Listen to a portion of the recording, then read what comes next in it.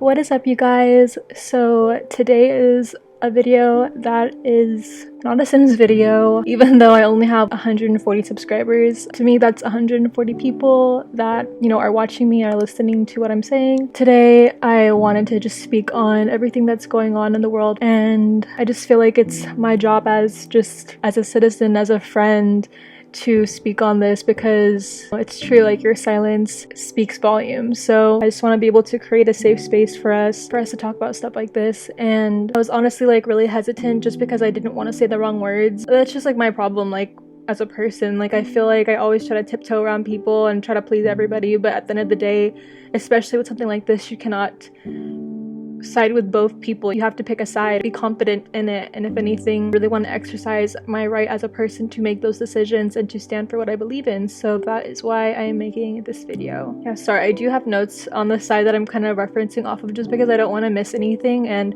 I am going to be quoting some things, so I just want to make sure I'm saying everything verbatim, so that's why I'm looking to the side. Today is June 5th, 2020. And I'm doing a speed drawing of the beautiful Breonna Taylor. May her soul rest in peace. If you guys don't know who she is, she was killed in the evening of March 13th, 26 years old. She was working the front lines as an EMT during the COVID crisis. Police, they received I think it's called a no-knock warrant, basically got permission to raid her home, and I believe it was her boyfriend. If you have anyone barging into your home when you're most vulnerable, of course you're going to act out of self-defense. So her boyfriend, he was just defending him and Breonna, and Breonna was fatally killed that night. Or the police that did end up killing her, they have been acquitted of all charges. That's just so heartbreaking to hear, because where is the justice in that? Honestly, I don't want this to happen to anybody else, and that's just one of many cases, one of thousands. Probably, like, I don't even want to think about how many cases that has happened, but it's almost become a normalized thing to hear. I would just like hear about a case such as that, read an article, I'd take a moment of silence, retweet it, share it, and then just continue scrolling, That's literally me doing nothing. Like, how is that helping anything? I'm a part of the problem by just not using my voice to help. So with everything going on, I've taken the time to just kind of study cases like these and just like say their names, like acknowledge these people. And what like makes me sick at the pit of my stomach is that like a lot of these people have no justice. They're African Americans on death row for crimes they did not commit. They're literally waiting to be executed. And we're just sitting here going about our lives. And like, I don't know, I'm trying to do more, I'm signing petitions and stuff and peacefully protesting, and I just feel like I need to do more. And I think a lot of that first starts with understanding what's going on. And I really don't want it to sound like I'm making this about me, but I'm just trying to give you guys perspective as to the lens that I view life and how I'm viewing the situation. But I'm very privileged to be raised by amazing immigrant parents. My parents came from the Philippines when they were like 20 years, like my age. I can't even fathom that. Like, they came here to this country overseas not knowing English, and like seeing where they are now that's the biggest blessing of all. Like, seeing my parents, seeing my mom get her master's degree, seeing both of my parents put us all through college, private schools, literally like having an opportunity and being able to work for it, knowing that the outcome would be there. I just made the assumption and bought into the belief that that's what America is. Like, people come here from all over the world to just pursue their dreams and to achieve the American dream and to become rich, all that stuff. And that I bought into the belief that everybody has like equal opportunity, almost, or not equal opportunity, but like if you put in the work, you'll get what you want. In the Black community, like, they're not given the same opportunities. So in like our economy, there's such a huge wealth gap. It's like, despite the fact there are laws in place, despite the fact that we have law enforcement protecting us, like, what? Like, I can't even put into words. Like, you guys, like, hopefully you guys can kind of get what I'm trying to say, but it's just so much unjust. Racism, it's not something that we're inherently born with.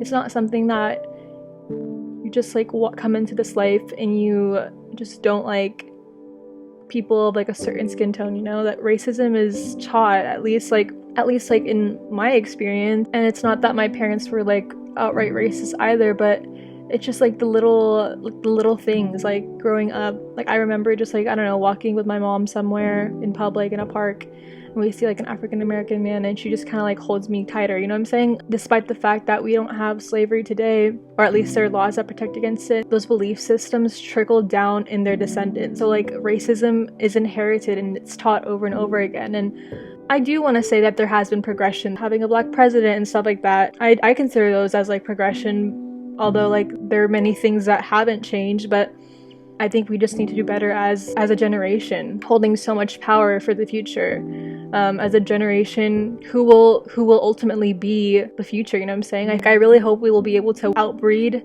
racism, like by the time we have kids.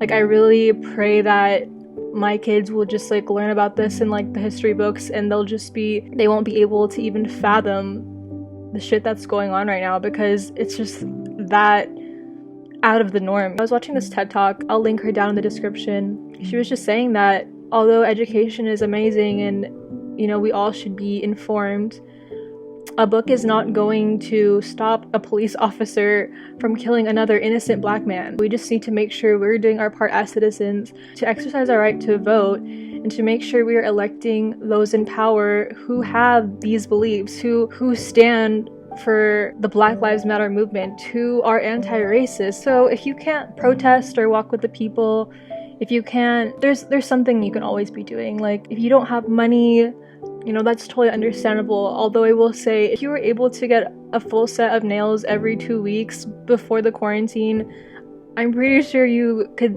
set that money aside and just help out. That's kind of how I've been looking at it. And if not that, you know, there's so many things you can do. You have social media, there's so many petitions to sign, you guys, and a lot of them that I've been seeing, they're almost to their goal. So please, if you can contribute to that, I'll leave all the links down below in the description. I did do a peaceful protest, but I don't really intend to do any more, at least like being in close proximity to people. But what I have been doing is I've just been making posters, like such as the drawing that I'm doing in this video, and I'm just putting them outside for everyone to see. At the very least, just watching documentaries, watching movies. Like there's so many amazing movies that depict the struggles that African Americans face constantly. I watched The Help the other day. I'm going to watch The Hate You Give. I'm planning to watch that. And don't get it mistaken that although these are movies, these are all very real scenarios that are always happening. And also just like where you put your money into as well. Like for me, I'm really taking the time to just kind of analyze where I'm putting my dollars. Like who am I paying like my hard-earned money for? Is it businesses that are just benefiting from my tax dollars? Or can I help the Black community by investing my money into Black-owned businesses, you know? And also I just want to clarify one thing.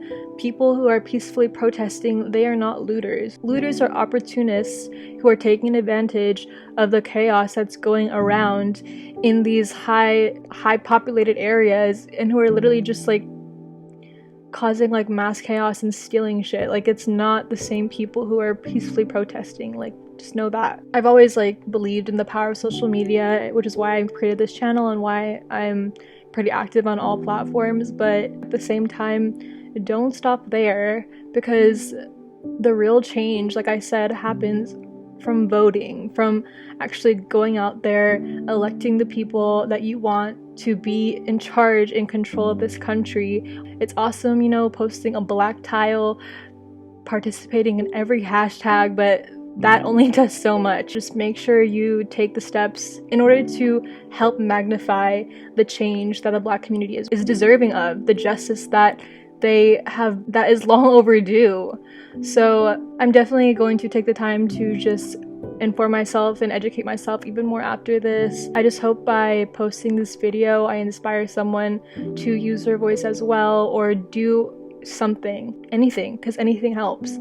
And like I said, I will link everything down below: petitions, sources, other great articles, TED Talks that have benefited me. And if you guys have anything that could help educate me as well, please comment down below. If you don't support Black Lives Matter, you're entitled to whatever you want to believe, but just feel free to unsubscribe to my channel, because this is not going away, and I'm going to do whatever I can in my power to make sure it doesn't go away, to be consistent and to talk about stuff like this, and to just be a voice for those who haven't been heard. Saying all lives matter, all lives cannot matter until Black lives matter, because they are facing, to be frank, they're facing so much more. The analogy that someone used, or I hear all the time, is just like, if you have 5 houses and one house is burning down, you're not gonna like call a fire department and make sure you water all the houses. You're going to put out the fire in that one house that's burning in flames. And we have to help our brothers and sisters. Like, we could all continue to pray for change and hope for the best, but nothing is gonna fucking change if we don't do anything. So make sure to check out all those links down below, and I will see you guys next time.